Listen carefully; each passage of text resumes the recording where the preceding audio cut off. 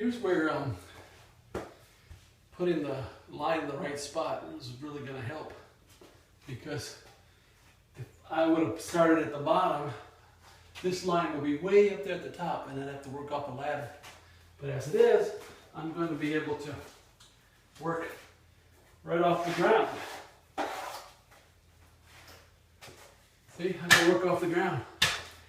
So that makes a big difference. I always use hot mud. Hot mud is the mud that you mix. It's got a certain set time. I'm using the 45 minute.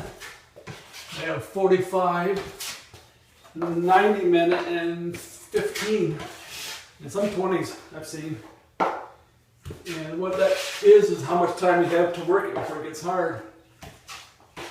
Now, if you didn't care how long it took you to do it, you could do it all out of a pail. But these thick areas that need a lot of mud, if you do it from a pail, it's going to take days for it to dry, because it just takes forever when it's thick. So that's why I like to use the hot mud, especially on the first coat. Then I know it's going to get hard, and I can keep right on working. Where if you didn't use hot mud, once you put it on, you'd be done for the day, because you wouldn't be able to keep going. And this isn't even showing me here. Sorry about that. Anyways, what you want to do is fill up this groove here. Fill it up with mud. Just put a nice little coat in there. And if there's any cracks that need to be filled, just make sure they're all filled. And once you get that, take your tape. And see what we got here. Put the tape right in the middle, right where the two come together.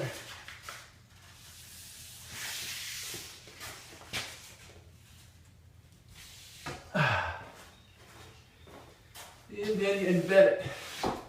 You just push the tape all the way in. And in the process, it'll make that tape go all the way down. Because you want the tape to end up inside the bevel. Drywall is very forgiving. But if you do stuff the hard way, you can make a lot of extra work for yourself.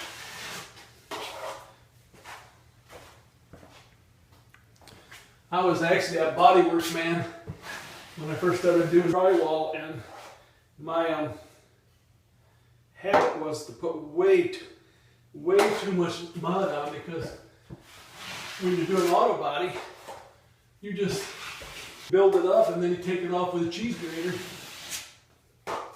At least that's how we did it back in the day. Things may have changed a little now.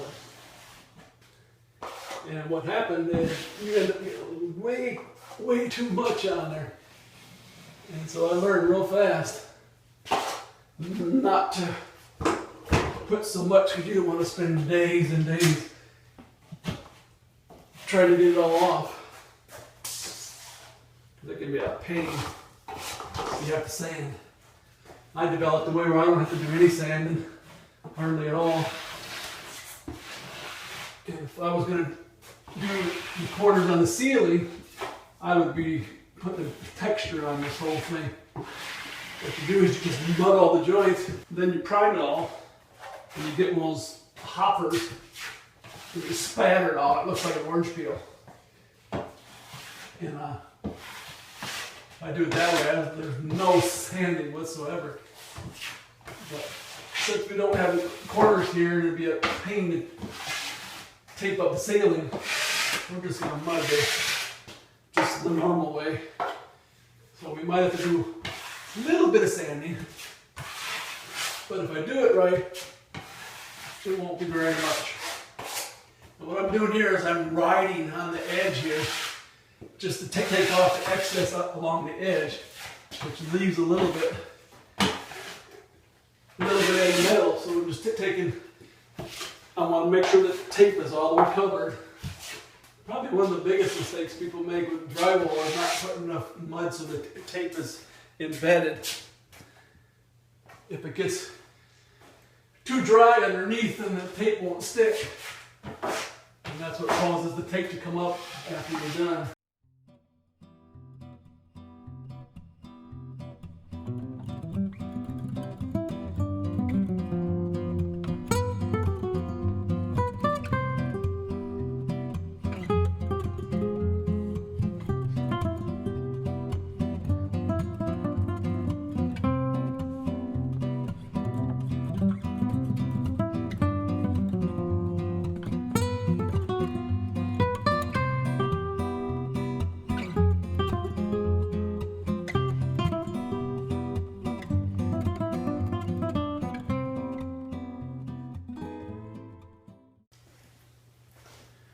Alright, now I'm going to do the butt joint.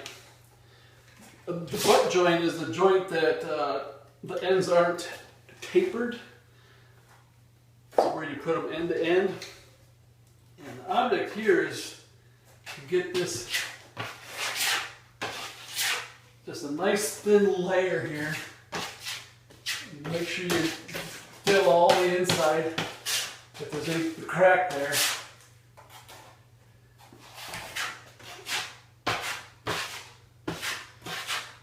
And just put a nice thin layer over it.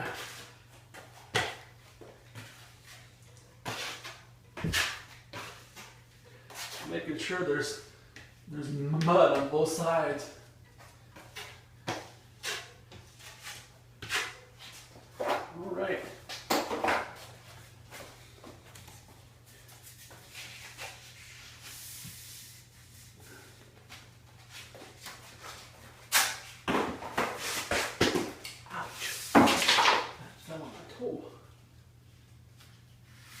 Okay, then put it right down the middle.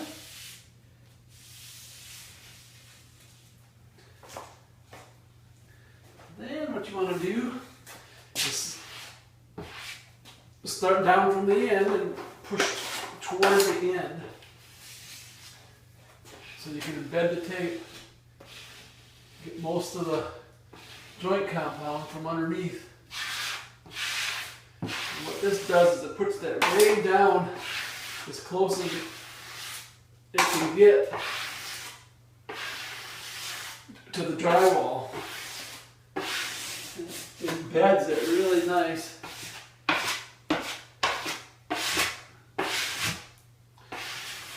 And once you get it nice and smooth, we'll go back and we'll put a little thin layer over top of it.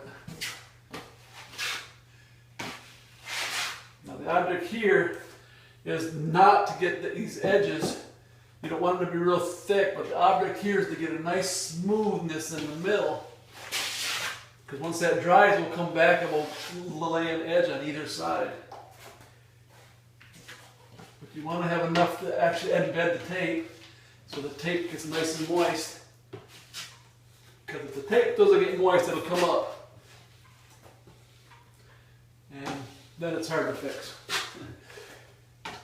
Anyway, and just put a nice flatness there. Well, now I'm going to try to do the corner here. I haven't done a corner for years, but it's like riding a bike. You never really forget. Once you have it measured out, you just fold the paper over. Usually the paper has a little bit of a crease in the middle. And that's how you make your corners. And you just fold the paper over.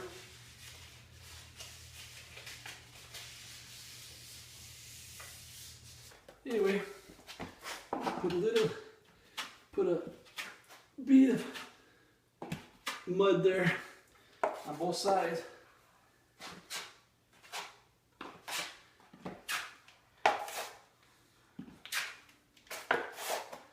And If there's a gap there, once again, you want to fill it in as much as you can. So push really hard so the mud goes way back in there. That'll give you a nice strong corner.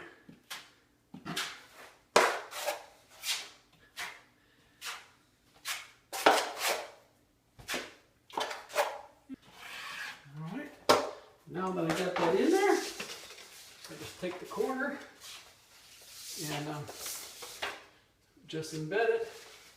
Yep. Nice edge here.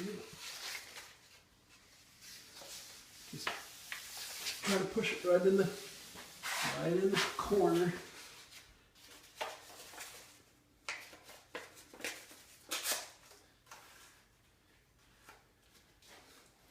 And sometimes it makes it nice to take a putty knife and just make sure you're right where you need to be here. Push that corner right back in there. Once you're satisfied where we're at that, you take your corner tool and you just run it right down.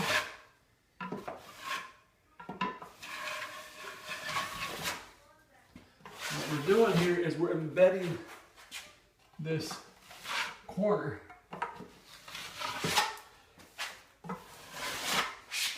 And usually you got to work the edge all the way down because you can't go the other way usually. Because it'll fold up on you. Now that we've got the corner in there, stick some mud here on both sides and we can finish it out. Let's work this baby right in there.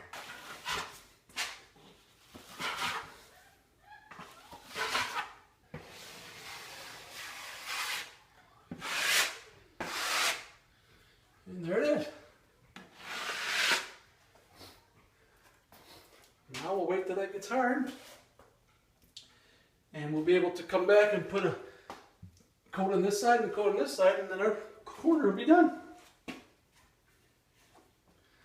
Alrighty.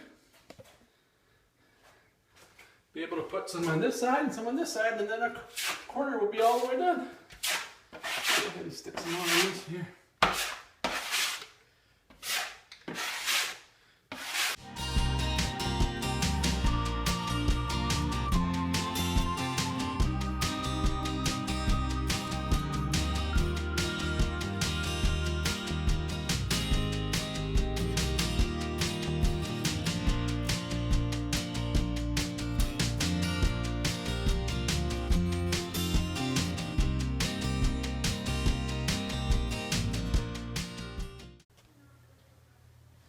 Yeah, this is what it looks like the next morning. Even using that hot mud, there's some areas that are still damp, which is kind of surprising to me. But like right here, it's nice, it's still damp.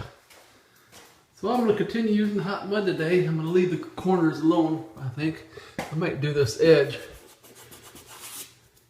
and stay out of the middle. But see, that's the advantage of the hot mud. If that wasn't hot mud, it'd take a week for that to dry. And as it was hot mud, and it still took a while. Still taking a while to dry. Alrighty, I'll continue on here. Alright, after you let it dry, before you put your next coat on, just take a wide putty knife and go through and knock off all the extra things that are hanging out. If you don't do this, you'll get a bunch of hard stuff in your next batch, and there'll be lines when you do it. So always good to go through and knock off all the high stuff.